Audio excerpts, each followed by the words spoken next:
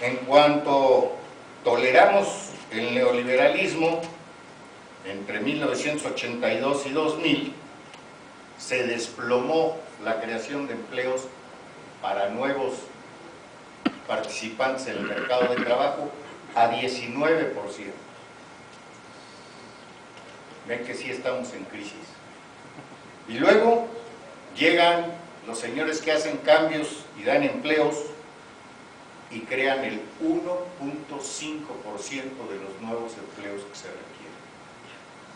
Por eso tuvieron que inventar la figura de la generación Nini, que vergüenza debía de darles tener que conseguirles un nombre porque es lo único que le han dado. No les dan escuela, no les dan trabajo, no les dan esperanza siquiera. Cuando uno ve la situación de esos muchachos de 20, 22 años que nunca han podido ganar un peso decentemente y que no ven perspectiva, ¿cómo no van a entrarle al narcomenudeo? ¿Cómo no van a asaltar en las esquinas? ¿Cómo no van a aceptar un buen sueldo de sicarios de los cárteles, aunque les cueste la vida? Van a vivir 3 o 4 años bien, van a tener lo que siempre ven en la televisión, lo que ansían toda su vida y nunca han tenido. Muy explicable.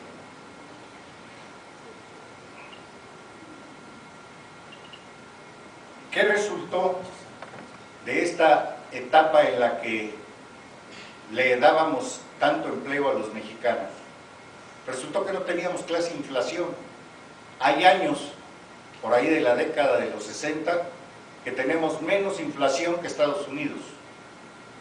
El Fondo Monetario Internacional, al cual nadie puede acusar de quererlos mucho, usaba pesos mexicanos para dar créditos a otros países porque ellos pedían ese dinero así. El crecimiento promedio de 34 a 70 fue 7%. Y ahora dicen que es imposible alcanzar esa cifra. Tuvimos años de 9, por cierto, porque el promedio de 7 es muy alto. En cambio, con los neoliberales, pues tuvimos 3% en los últimos años de los regímenes priistas, y luego bajamos a 2.7 con el que iba a cambiar todo, y el promedio resulta ya negativo para estos 5 años de Felipe Calderón. Curiosamente, este cambio en contra de los intereses de los mexicanos se dio precisamente cuando más nos han elogiado los organismos internacionales económicos, porque aplicaron la receta de lo que se llama el consenso de Washington con toda precisión. Eliminar los organismos públicos que daban servicio a las clases populares para afuera, son gasto innecesario. Privaticen todos los organismos estatales y ya vemos ahora lo que nos cuestan los teléfonos. Privaticen y además extranjericen. No es correcto que tengan ustedes restricciones a la inversión extranjera. Hoy en día, todos sabemos que la mayor parte del sistema bancario está en manos extranjeras, pero no hay una sola aseguradora mexicana. Ya no hay un barco mercante transpacífico o transatlántico que lleve bandera mexicana. No tenemos ya ni los ferrocarriles en los que hicimos la revolución. Y mientras tanto, el salario mínimo perdió en los últimos 12 años el 80% de su poder adquisitivo. Ese es el éxito del consenso de Washington.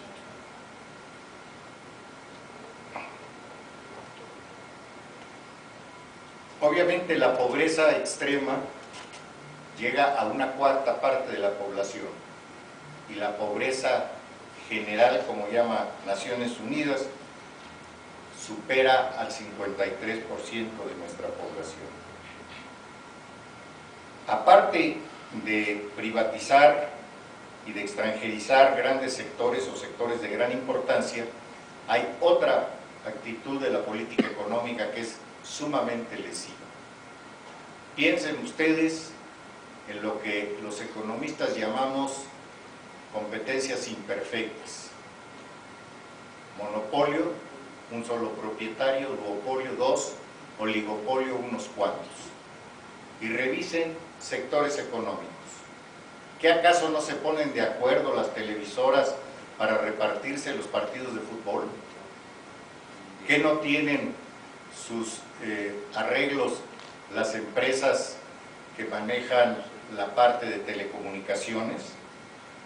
No hemos visto cómo el abasto de artículos de primera necesidad está dominado por una gran empresa que se llama Walmart y 3 o 4 satélites de capital mexicano que apenas se mantienen. ¿Qué no sabemos acaso que la minería nacional la controla un solo señor que se llama Jorge Larrea? Ese que gasta millones y millones de dólares en agredir a los trabajadores. Esos mismos oligopolios y monopolios invaden incluso la generación de energía eléctrica, que por ley, constitución, debía de ser exclusiva del Estado. Pero más del 45% de la electricidad que consumimos se genera en empresas del sector privado, la mayor parte de ellas españolas, y se paran las plantas de la Comisión Federal de Electricidad para comprarles a ellos, porque así fue firmado el compromiso cuando se les abrieron las puertas y se les invitó a venir. Pero otro privilegio es que estas empresas dejan de percibir 370,000, digo de pagar, no de percibir, sí los perciben, no pagan impuestos por 370,000 millones de pesos, que se los devuelven o no se los cobran, porque les permiten cruzar las pérdidas de unas empresas con las ganancias de otras, porque hay legislaciones acomodadas a las necesidades de cada grupo. Y acuérdense de la ley Televisa de hace unos cuantos meses. Ya no hay acción del gobierno. Es mínimo lo que hace Conasupo, prácticamente nulo el crédito al campo, pero sí se mantiene el clientelismo político, que significa oportunidades, o los pagos sociales que realizan algunos gobiernos estatales y del Distrito Federal. ¿Qué resulta de todo esto, aparte de la pobreza de los mexicanos, de la falta de oportunidades, de la falta de empleo, de la desesperanza que está invadiendo crecientemente a los mexicanos? Pues resulta que la competitividad del país en escala internacional es prácticamente inexistente. De las llamadas grandes naciones de América Latina somos la última en competitividad, pero somos la primera en corrupción. En ambos renglones estamos muy cerca de naciones avanzadas como Zimbabue, Uganda y otras más del continente africano. Allá no tienen la educación, allá no han tenido la oportunidad de construir un país. Aquí lo que hemos tenido es la decisión de acabar con un país, y lo están logrando. Lo malo es que nos quedamos callados a ese respecto.